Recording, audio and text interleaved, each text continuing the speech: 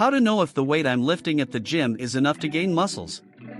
In today's video, we will discover how and how much to define the loads for our strength training. Welcome to the Healthy Fit Guide. Today we will talk about strength training and proper loads. If you are on your journey to achieve your best version, make sure to subscribe to the channel and don't miss any updates. Before we begin, let's understand why strength training is so important for gaining muscles. Firstly, it may seem obvious, but the more muscles you have, the more strength you possess. Therefore, strength training develops muscles, mainly because it activates type 2 muscle fibers. These fibers are responsible for exerting forces during pulling, pushing, and rapid contractions. They are denser fibers with a great capacity to generate torque. Additionally, two important factors occur when lifting weights: hormonal adaptations that promote muscle growth and micro-muscle injuries that signal the body to recover and grow bigger. This is called hypertrophy. But how many kilograms should we exercise with? How can we tell if it's too heavy or too light, resulting in no adaptation? The answer is simpler than it seems. Let's see everything we need to know about weightlifting loads, and at the end of the video, I'll share 3 personal tips that I always follow and that greatly help me in my strength training. To increase muscle mass, whether you are a beginner or an intermediate struggling to increase the weight in a specific exercise, always start with sets of 8 to 12 repetitions. This number is safe for your joints and bones, and with the adjusted weight, it will provide the benefits your body needs. This will help you gauge your effort during the exercise, which in turn will help you determine the appropriate loads. There are 2 simple variables for muscle mass gain in strength training. There's no secret, either you lift heavy weights with fewer repetitions or moderate to high weights with increased repetitions. If you're starting, opt for the second option. It's safer, and the body's post-training recovery is faster, and it will also help you improve your technique. For beginners, the ideal plan is to perform 1 to 3 sets of 8 to 12 repetitions per exercise.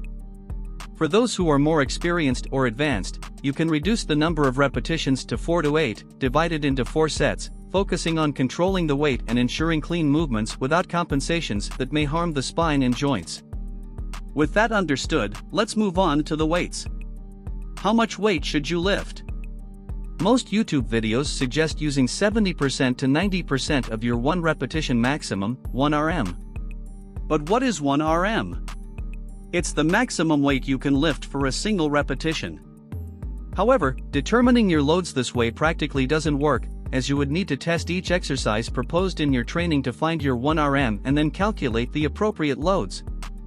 The best and simplest way to determine the loads is to be in tune with your body. Now let's understand how our body will help us define the loads in our strength training. The first sign is failure.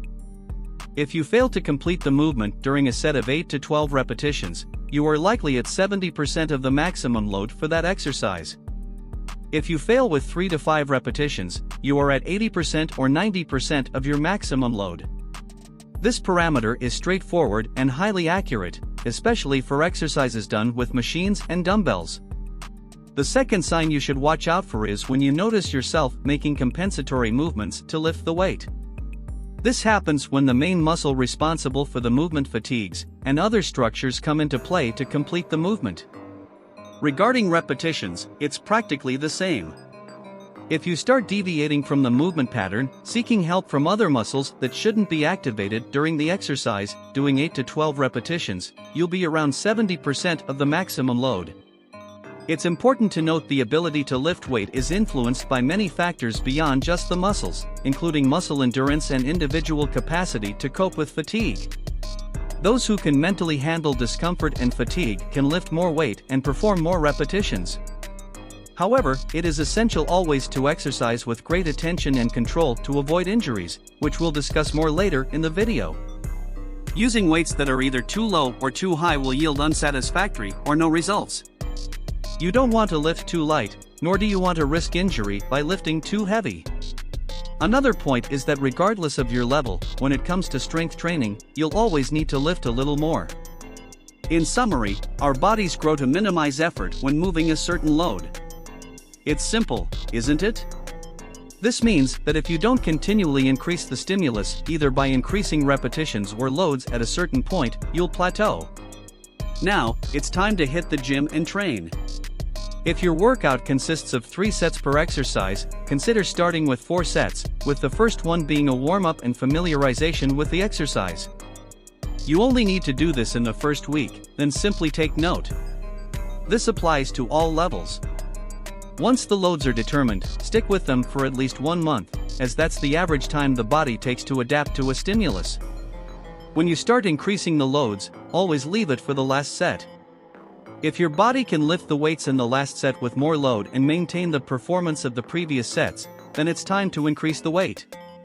Let's now talk about rest, both between sets and in your overall training routine. If you don't pay attention to your rest time during sets, you may end up negatively affecting your training. This is because the recovery time affects your gains. Aim to rest between 40 seconds and 1 minute.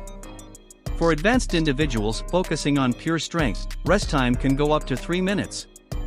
However, for intermediates and beginners, it is not recommended to exceed 1 minute or 1 minute and a half of rest per set, as this can affect the exercise rhythm and reduce the intensity of the training session. Regarding rest between training days, it's important to understand that no one gains muscles in the gym, we gain muscles during rest. It's during this time that the body rebuilds muscle fibers, recovers the joints, and adapts for improvement. Therefore, good habits like a healthy diet and quality sleep are essential. Also, remember that you don't need to train strength every day. If you do that, your body will never have time to rest. If you train every day, the ideal is to focus on pure strength training 3 to 4 times a week at most and complement with other types of training. And what happens if you make a mistake and overdo it? Making a mistake with the weights at the gym is literally the only concern you should have. If you lift more weight than you can handle, well, nothing happens, and you've just wasted time, which is bad. But it's even worse to lift too much weight, as injuries can occur. The most common injuries are tendinitis, mainly in the shoulders. This happens due to excessive weight or repetitions. A simple way to prevent this scenario, besides finding the right weight for your exercise, is to be mindful of your training split. Even if you are working on different muscle groups, back and chest exercises involve the shoulders. Doing a back workout followed by a chest workout may overload your shoulders. So an excellent way to split your strength training is to work on back muscles one day, legs on the next, chest on the third day, and then take a day off or choose a different exercise type. Another common injury is knee problems. This doesn't necessarily always have to do with the load. Improper movements, even with lower weights, can cause knee injuries over time. So, at the beginning, always focus on performing the movements as correctly as possible before worrying about increasing the load. Now, I'll share 3 personal tricks that enhance my training and will make a difference for you as well. First, take creatine. Creatine is the best supplement for strength training as it aids in recovery between sets, ensuring your performance until the end. It helps the body resynthesize the primary energy substrate used during weightlifting, which is ATP, the energy currency that the body uses for short and high-intensity tasks. Be cautious with free weights. Opt for machines if you are working on pure leg strength, for example, and you are a beginner, intermediate, or even advanced without a partner. Machines are safer when working with heavy weights because they stabilize your body during the exercise. Free weights, on the other hand, depend solely on you during handling. Therefore, it's safer to choose the leg press over free squats when using heavy loads. Lastly, focus on the execution speed. Always think that the return phase of each exercise should be done slowly. After reaching the peak of muscle contraction, gradually release the tension until you reach the starting position. This will force you to maintain the muscle contraction against the weight for a longer time, increasing the muscle stress, which is essential for growth. And that's it for today. If you enjoyed this content, don't forget to subscribe to the channel and activate notifications. Until next time.